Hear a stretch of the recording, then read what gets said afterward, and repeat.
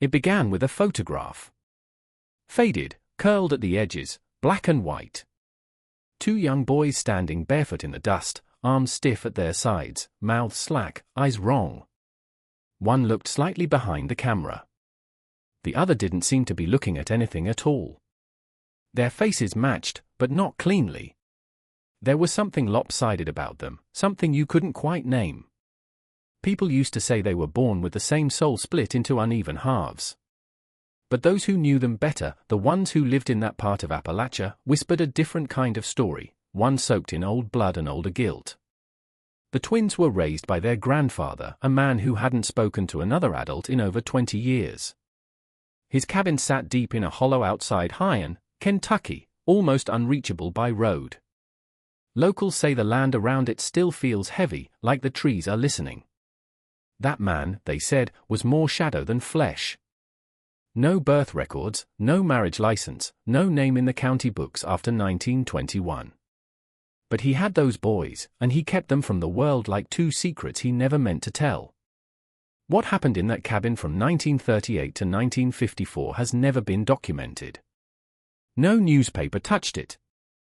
No police file survived. Just rumors, recovered letters, and one case workers report that disappeared from the state archives in 1973. But in those fragments, in those unsent letters found under a floorboard during a flood, something emerged. A shape, a pattern, a bloodline that bent too far inward. A grandfather raising not his grandsons, but his sons. If you're still here, you're already staring too deep. But that's what you came for, isn't it? A look into the family no one wanted to remember and the twins who weren't supposed to survive. They were known only as the boys even well into their teens. No birth certificates, no school enrollment, no mention in church rosters, just whispered sightings, two pale figures seen on the edge of the tree line at dusk, standing motionless while their grandfather collected mail once every 2 weeks. One witness, a traveling merchant, who sold tools up in Leslie County, claimed he saw them in 1949, said they stared at him from the porch like they'd never seen a stranger before. He described their faces as mirror images carved wrong, sloped foreheads, narrow, slanted eyes. One walked with a limp that didn't match any visible injury. The other blinked too slowly like it took effort. But it wasn't just the way they looked. It was the stillness. He said they didn't fidget, didn't speak, didn't smile, just stared as if something inside had already turned to stone. It was the merchant who brought the first outsider suspicion. After that visit, he wrote a letter to the county welfare office. Not because of cruelty. He saw no bruises, no chains, but because, in his words, no child should look that empty. But the letter went unanswered. Hyan was full of forgotten people by then. Mining towns collapsing, families leaving, roads washing out. A call from a dirt-poor holler about strange twins didn't even make the bottom of the pile. What no one knew was what the merchant didn't see. The boys never left the house except when forced. The grandfather fed them in silence, sitting across the table with a rifle leaned against the wall. He spoke in old phrases, words they'd never heard from anyone else, called them my repeats, told them they were chosen. He never let them look in mirrors, covered everyone in burlap. He told them their faces weren't theirs, that they came from a time before names, and the boys believed him. They had nothing else to believe in. No TV, no radio, no other boys, just the cabin, just the man and each other. But even in silence, something always leaks out. One of the boys began writing scraps, mostly bits of thoughts carved with a nail into the underside of the bed. He says, "I was born too late. My brother cries without sound. We share the same nightmare." It wasn't until 1953 that someone finally crossed the boundary. Her name was Evelyn Cross, a young woman from Louisville sent as part of a failing outreach program meant to document and assist Appalachian families living in extreme isolation. She was 24, idealistic, and far too trusting. County records show she hiked nearly 5 miles alone into the hollow after her driver refused to go further down the washed-out road. Evelyn didn't leave a lot behind, just her journal recovered years later in an estate sale in Harlan and a handful of photographs. The pictures are haunting, grainy, and unfocused, but unmistakable. Two boys sitting on the porch of a rotting cabin, their clothes several sizes too large, their hands clenched together. In the next frame, the grandfather appears, face obscured by motion blur, his outline rigid, one arm raised like he's about to speak or strike. The final photo is of the ground snapped by accident, likely during her abrupt departure. Evelyn's notes are calm at first, descriptions of the landscape, the poverty, the eeriness of the hollow. But by the second day, her tone shifts. She writes, "There's something wrong with the boys. They speak in fragments, unfinished sentences. They won't let go of each other's hands. When I asked if they had a mother, they both pointed to the same tree." She tried to report what she saw, but the local office dismissed her. No one wanted to stir up another scandal in the hills. They told her to drop it, to move on, to focus on families that could still be helped. But Evelyn returned twice. And on her final visit, she stayed the night. Her last journal entry reads, "There is something in the way they breathe. It's like watching lungs that never learned how." She never returned to Louisville. Her body wasn't found. The case was quietly closed as a presumed accident. But there's one dark detail no one could explain. Her journal was wrapped in fabric from one of the twins' shirts. It smelled of earth and something faintly metallic. Blood maybe, or iron. The sheriff's deputy who filed the evidence resigned the same week. He told his wife they weren't raised by him. They were forged by him. What happened in that cabin between 1953 and 1954 has become the marrow of local myth. A mixture of memory, fear, and whatever truth still clings to rotting wood. There's a story passed down through 3 generations of the Langford family who live closest to the edge of the hollow. One morning in the spring of '54, the youngest son, Caleb, now in his 80s, says he saw smoke rising from the trees where the old man's cabin should have been. Not thick, not like fire, just a slow, curling haze that hung in the sky like it didn't want to leave. He rode his mule halfway up the hill, then stopped. The air smelled strange, like wet copper and mold. He says he heard a sound he never forgot. Not a scream, not quite. Something more hollow, like grief trying to find a mouth. That same week, the county clerk received an anonymous package. Inside, a single sheet of paper, hand-typed. No return address, no signature, just 14 words. The blood went in circles. The twins were never meant to see the sun. They searched the area 2 weeks later. A federal team, mostly unfamiliar with the landscape, guided by incomplete maps and shaky reports. The cabin had been burned. Not from the outside, but from the inside out, like it imploded. No bodies were found, just fragments, a jawbone, a child's shoe, several teeth, all from the same mouth. But 2 small impressions in the ash puzzled the team. 2 sets of footprints, bare, walking side by side toward the creek bed and vanishing into the mud. The grandfather was never seen again. The twins were never found, but stories continued. In 1956, a hunter claimed he saw them by moonlight, standing in the shallows of a creek, arms linked, faces turned toward the water. When he shouted, they vanished. In '62, a retired teacher passing through said she met 2 silent boys hitchhiking near Pikeville, their skin pale as porcelain, their eyes never blinking.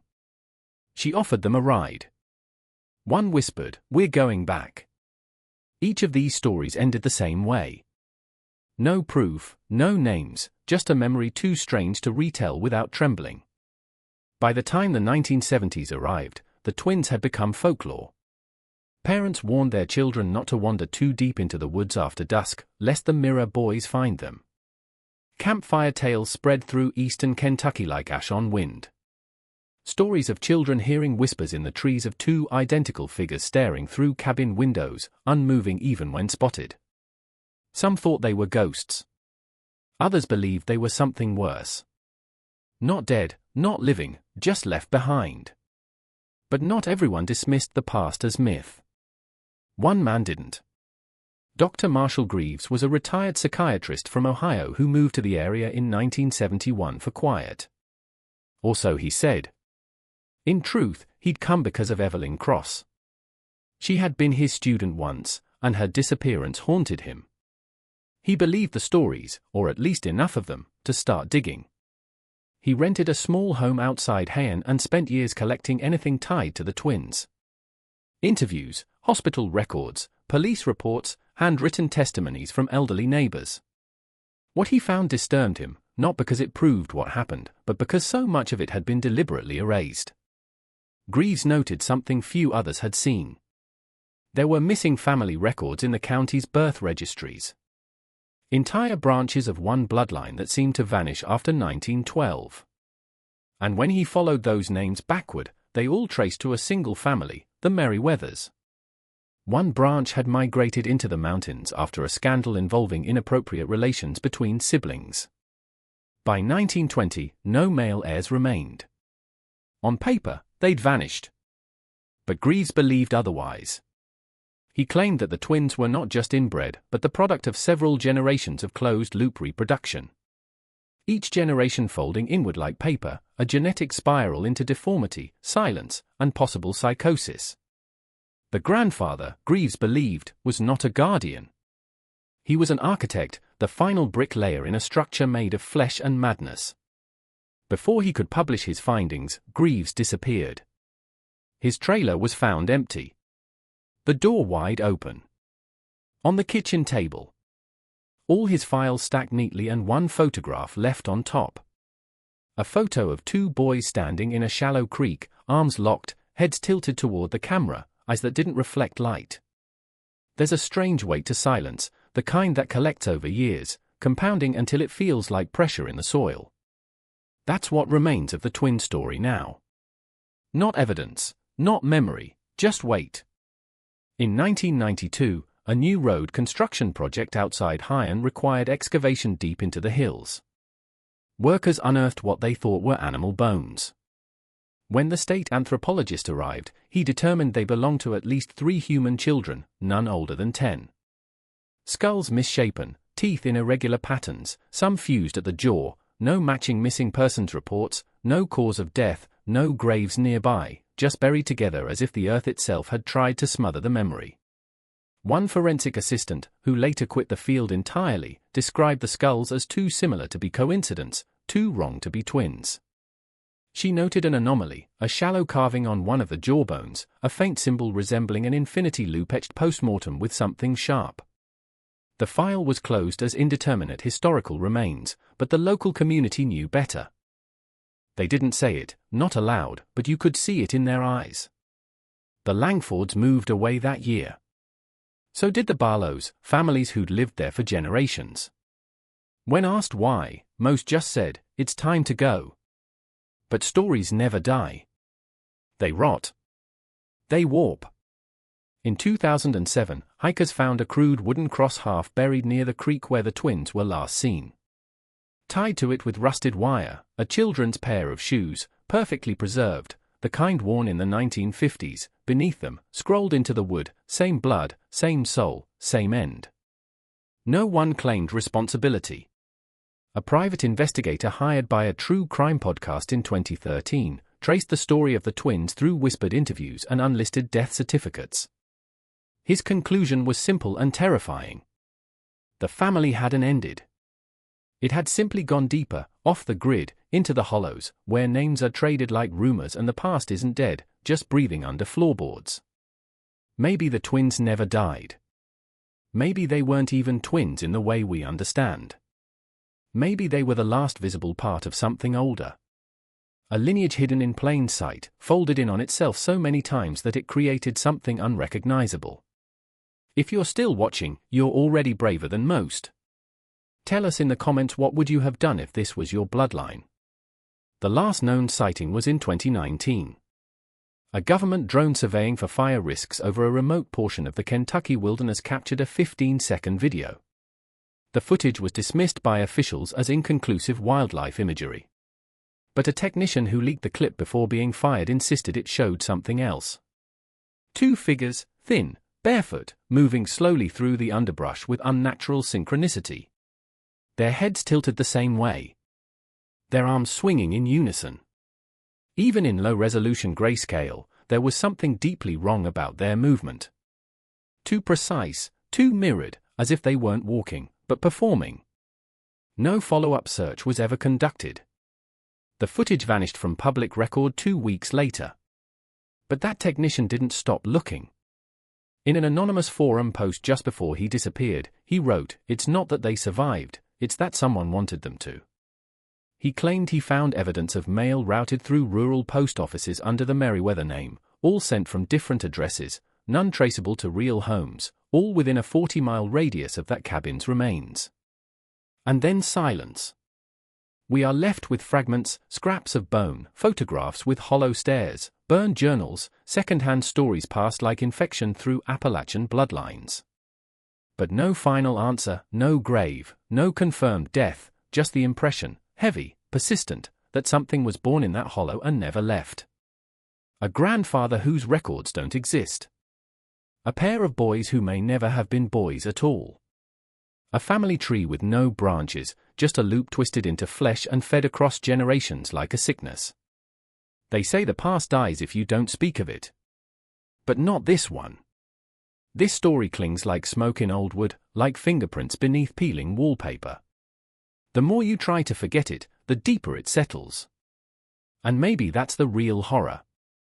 Not what happened, but how easy it is for the earth to hide it. Somewhere out there in the quietest folds of America, there are still places where the blood runs in circles and no one comes looking. You've just heard one of them and now you know what you weren't supposed to.